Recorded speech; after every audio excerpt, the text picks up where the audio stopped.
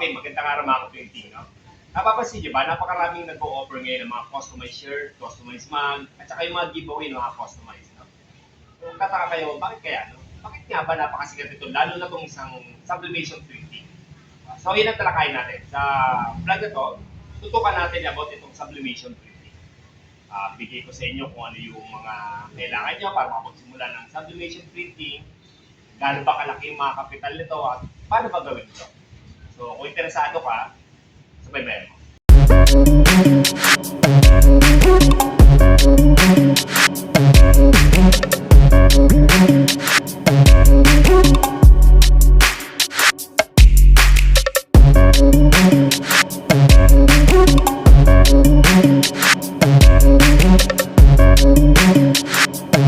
SNL Digital Moment. Okay, so tutukan natin about dito sa sublimation printing, lalo na sa t-shirt. Bigyan ko kayo ng idea, no? Yung sublimation printing, ito yung isang proseso ng paglilipat ng imahe sa damit using special ink or yung dedicated ink sa kanya, yung sublimation ink, at siyempre, init, yung heat na nagta-transfer sa kanya. So ano man ang gamit nyo, yung heat press na ano, o kaya namang plancha, anumang init na makakapag-transfer ng ink dun sa tela. O minsan yung iba ginagamit to sa mga kahoy, sa bakal, meron ding metal sheet na pinag-sublimation. So maraming gamit to. Pati yung mga ceramic sublimation. Using sublimation, using yung process ng paglilipat ng sublimation ink, tapos ginagamitan ng init, na din nata-transfer yung image. So, talakayin natin, ano ba talaga yung sublimation? Lalo na tutukan natin, pagdating sa printing, tutukan natin yung t-shirt printing ng sublimation. So, wag lang natin tutukan yung proseso. Pati na, bibigay ko na rin sa inyo kung bakit gustong-gusto nila yon. So, numero uno na po dyan is yung mababang starting capital sa sublimation printing. So, half-truth po yan. Parang gano'n. Bakit po sinabing half-truth? Eh di, mahal po kasi kapital doon sa mga malalaking, sa mga large format na sublimation. Pero kung sublimation, pag sinabing sublimation, makakapag-start ka sa murang kapital, pero kung ginagamit na mga maliliit na printer, mga maliliit na printer, pang A4, A4, makakapag-sublimation ka. So, kung wala pang budget, doon muna tayo sa sublimation sa maliit sa A4. A4 size po, pinapalitan lang po natin ng ink na sublimation po, magagamit niyo po yun. So, low cost nga siya. Totoo pong low cost, no? Kasi makakabili ka ng 5,000 printer, papalitan mo ng sublimation ink, 200 po yung per bottle. So, meron ka ng sublimation printing. Makakapag-ano ka na. Saan mo siya pwede gamitin? Sa t-shirt. At pangalawa, yung mug. So, meron din yung sa mga plate. So, or pwede rin naman sa mga metal sheet. Pwede rin po. So, low cost po siya. Compare po doon sa iba na mahal po, ano, UV-DTF. Pag UV printing po, ng mga gano'n, medyo mahal na po yung costing. Like a sublimation, napakamura. So, totoo po, mababa pong starting ng capital nito, makakapagsimula ka ng sublimation printing. Pero, siyempre, ibang usapan pagka gusto mo yung malalaki. Usually, mga pan-GNC, ibang usapan na po yun. No? So, ano pa po? Pangalawang demand, yung demand po, napakalaki ng demand sa sublimation. Kaya po gustong-gusto nito. Kasi ang sublimation po, tingnan nyo, pansinin nyo, napakaraan po. Usually sa mga patay, ginagamit po yan, no? Sublimation shirt. So, mababa yung posting na mabibigyan mo sa kanila, makakapagsimula ka. Madali pong maibenta. Sa mga sublimation, pantatak, napakadali po itatak yan. Ang liit po ng capital dyan. Tapos, mabilis yung production, pangatlo. Bakit? Ang sublimation po, pagka po na-print nyo na siya sa sublimation paper, pagka nilagay sa damit, ininitan nyo po kung ano yung temperature na kailangan, halimbawa mga 180, 210, mga gano'n. Pag nainitan nyo po siya, tapos sa pagkos, pagbunot nyo po, tapos na po ang proseso. Ganun po kabilis ang sublimation. Makakarami ka talaga. Ano pa po? Napakalaki ng kita. Totoo po yun. Napakalaki ng profit pagdating sa sublimation. Halimbawa, bigyan ko kayo ng idea, no? Tungkol din sa mga tatak, kunyari.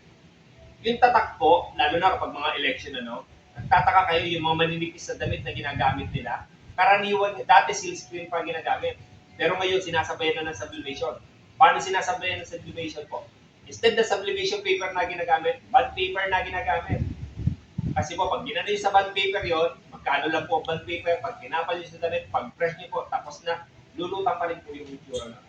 So, ganun po, napakamura. Ano pa po? Napakadaling matutunan. Yan isa pa sa mga dahilan. Napakadaling matutunan. Ito, manood ka lang na itong vlog na to, no? Tapusin mo hanggang dulo, sigurado marunong ka mag-sublimation.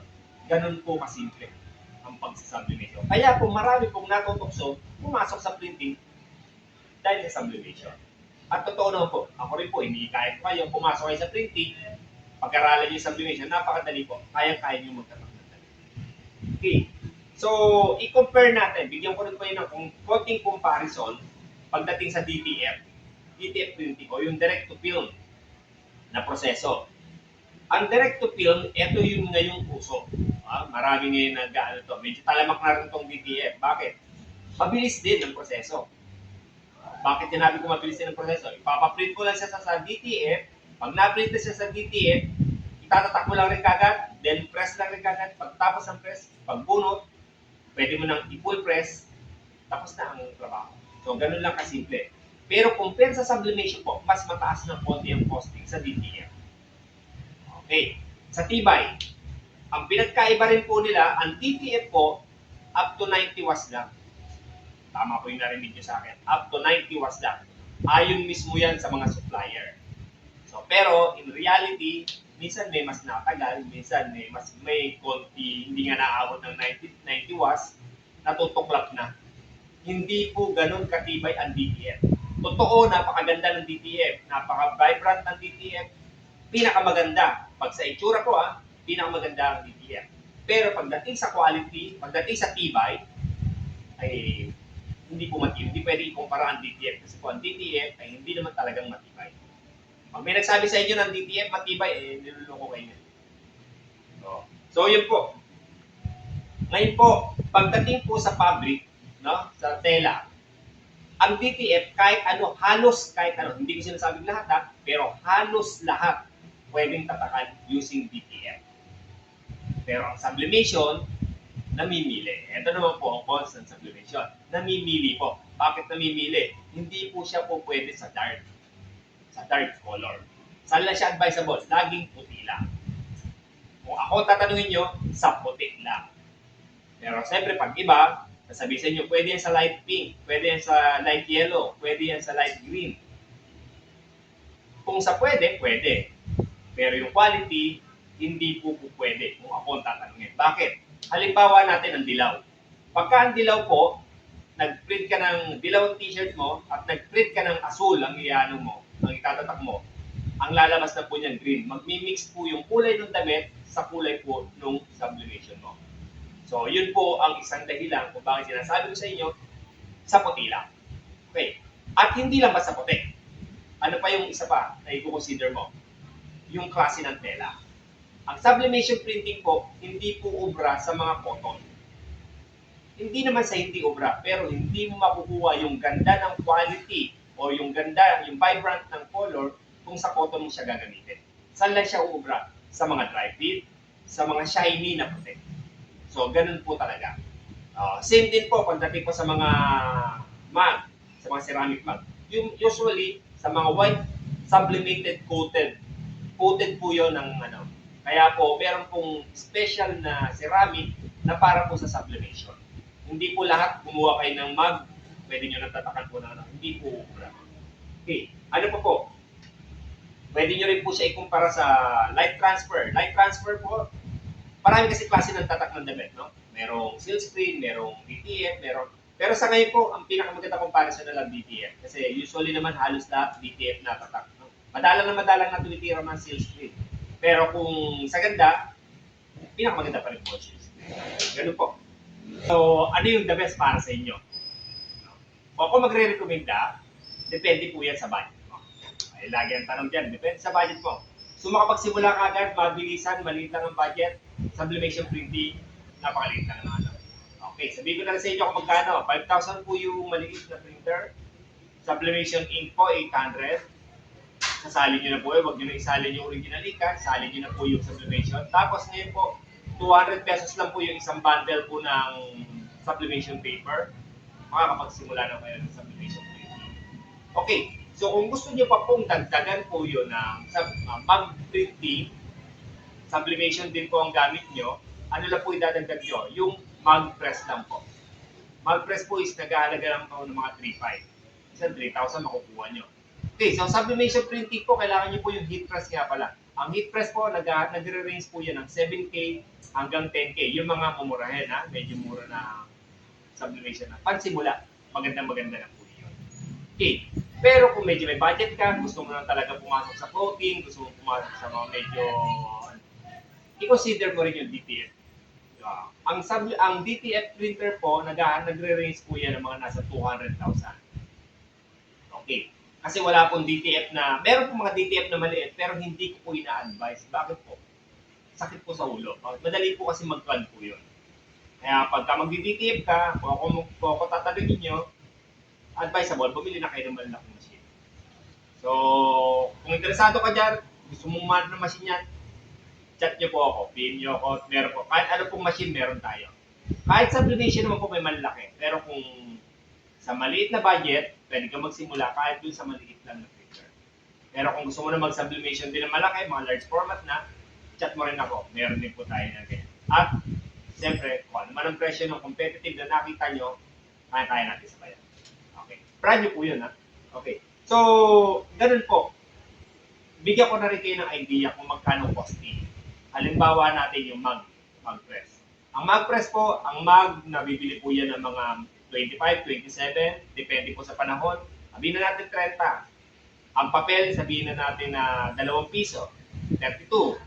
Plus ngayon, yung manpower, sabihin na natin na 5 pesos. Eh di 37, tama? 37 na ibebenta po pag isang piraso 150. So, do the math. And yun na po, ganun kalaki yung profit niya. Sa damit naman po, ang damit, mabebenta mo po ng kapag isang piraso, 300 kasama damit. Magkano po ang sublimation na ang t-shirt na dry fit? Ang t-shirt na dry fit, nagre-range po yan ng 70 hanggang 100. O, sabihin natin na yung maganda na, 120. Katulad na sinabi ko, yung sublimation paper, 2 piso. Plus yung print, sabihin na natin na 5 pesos. Tapos yung manpower, 5 pesos. Eh di 10, 12, plus 100. Magkano? 112. Kung 300, more than 50% pa rin talaga ang tubo. Ganun po kalaki ang profit sa ganyan. At napakabilis. Kaya po marami po gusto-gusto pumasok sa printing. At nakakatuwa po talaga pumasok. Masaya. At the same time, marami na tayo dyan. Okay. So, yun lang po. Ngayon, kung gusto niyo po yung detailed na about sa sublimation printing, actually po, matagal na po. Mag-4 na taon na ata yung aking video about sa sublimation printing. Hanapin nyo na lang po doon sa mga video ko. Meron po ko niyan dati pa. Step by step kung paano yung at saka yung halaga ng mga item. Naka-itemize po yun. So, tingnan nyo na lang po doon. Tapos kung meron pa po kayong gustong malaman, chat nyo na lang rin po. Baka meron akong hindi na natalakay. At kung meron naman pong mali or meron akong ano, pakicorrect nyo naman po ako. Kasi ano nyo, tao rin ako. At the same time, para matuto rin po ako. Yun lang po. Maraming salamat sa susunod na kwentuhan natin.